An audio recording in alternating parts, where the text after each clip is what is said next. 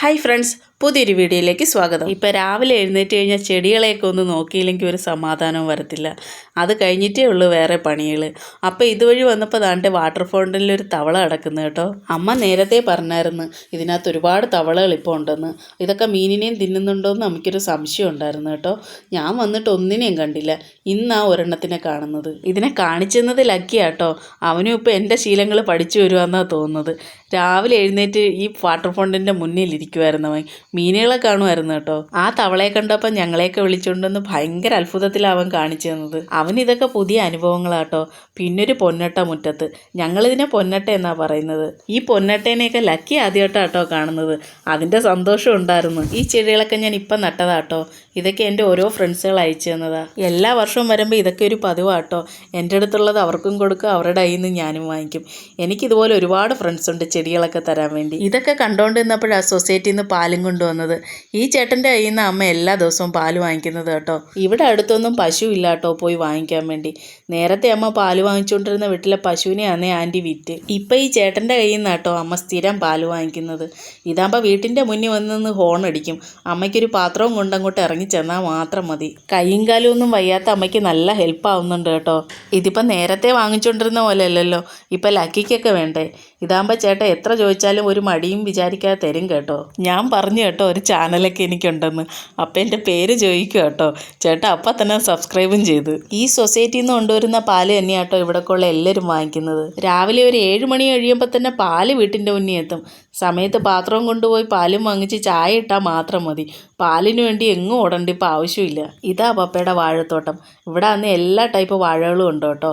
കപ്പയും ഏത്തവാഴയും പൂവൻകൊലയും ഞാലിപ്പൂവനും എല്ലാ സാധനങ്ങളും ഇവിടെ ഉണ്ട്. ഇവിടെ അന്നേ കൂടുതൽ പ്രിയം റോബോസ്റ്റി ആട്ടോ. പച്ചച്ചിങ്ങനില്ലേ, പച്ച തൊലിയൊക്കെ ആയിട്ട്. അമ്മയ്ക്കൊക്കെ അത് ഭയങ്കര ഇഷ്ടമാണ്.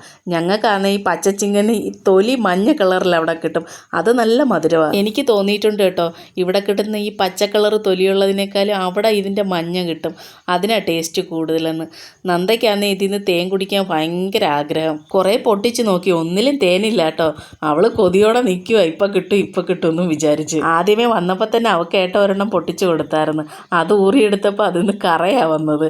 അങ്ങനെ നോക്കി നിൽക്കുക. ഇപ്പം മധുരമുള്ളതൊക്കെ തിരഞ്ഞെടുത്ത് കൊടുക്കുമെന്ന് വിചാരിച്ചിട്ട്. വൈകിട്ടായിരിക്കും ചിലപ്പോൾ ഇതിലൊക്കെ തേനുണ്ടാവുന്നത്.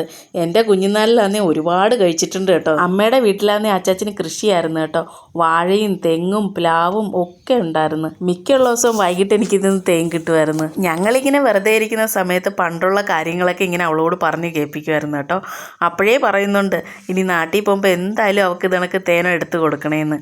അങ്ങനെ ഏട്ടാ അവളെയും കൊണ്ട് ഇങ്ങോട്ട് കയറിയതാ. പക്ഷേ അവൾക്ക് കുടിക്കാൻ വേണ്ടി തേനൊന്നും കിട്ടിയില്ല. കൊലകളൊക്കെ മറിഞ്ഞ് കിടക്കുന്നുണ്ട് കേട്ടോ.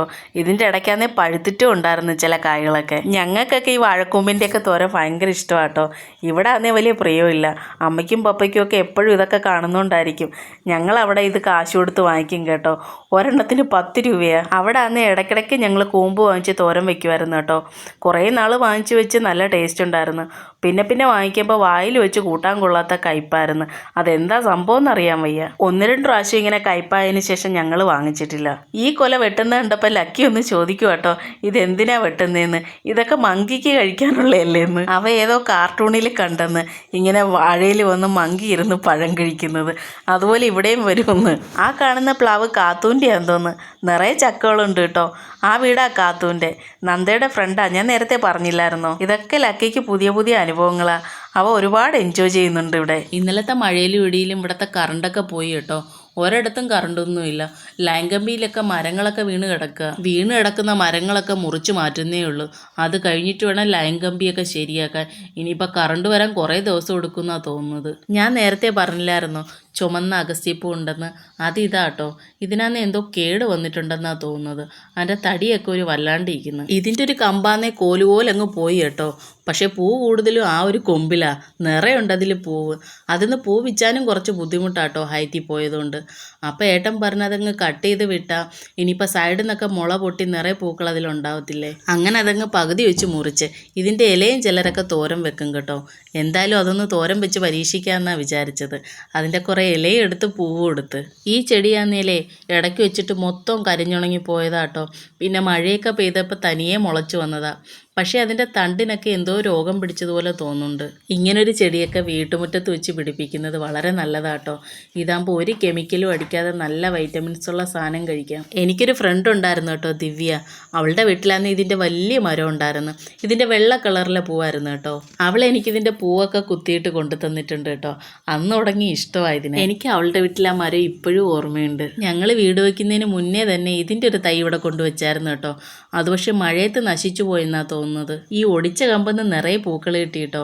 ഇത് മുകളിലായതുകൊണ്ട് അമ്മയ്ക്ക് കൈ വയ്യാത്തതുകൊണ്ട് പറിച്ചെടുക്കാനും കുറച്ച് ബുദ്ധിമുട്ടായിരുന്നു.